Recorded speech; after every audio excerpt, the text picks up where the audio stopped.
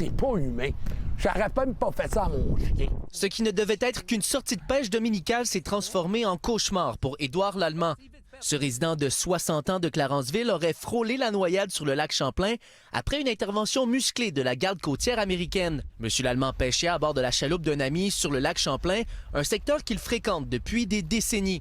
Mais quand 3 agents de la garde côtière lui auraient ordonné d'éteindre son moteur, affirmant qu'il se trouve en territoire américain, Monsieur Lallemand aurait contesté fermement.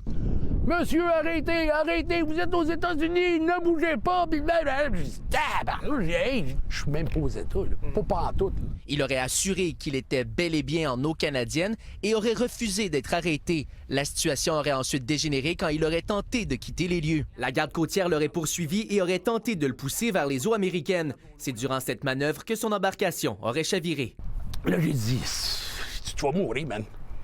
Tu sais, tu te parles dans ta tête, là, puis là, tu essaies de trouver une manière de t'en sortir. Là. J'ai sorti de l'eau, j'ai craché de l'eau, puis j'ai dit, donne-moi une bouée. Une fois sorti de l'eau, il aurait été menotté puis remis aux douanes américaines. Il aurait ensuite été soumis à la prise d'empreinte avant d'être incarcéré pendant 2 heures, les vêtements trempés. M'amène aux douanes canadiennes. Elle dit, hey, va t'asseoir dans le bureau, là. Je vais aller checker tes papiers. 5-10 minutes. OK, tu peux t'en aller. Elle me dit pas rien d'autre. Va-t'en.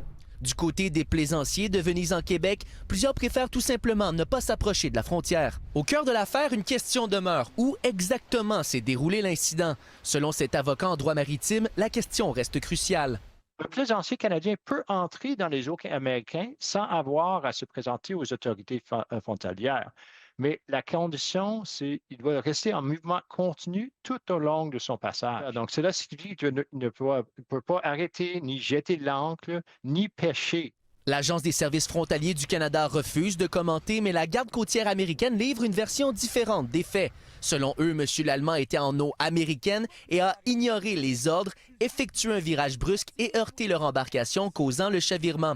Les actions de l'homme font l'objet d'une enquête. M. Lallemand souhaite désormais des excuses de la part de la garde côtière américaine et lance un avertissement. Restez loin de la frontière. Marc-Antoine Nouniez, TVA Nouvelles, à Venise en Québec.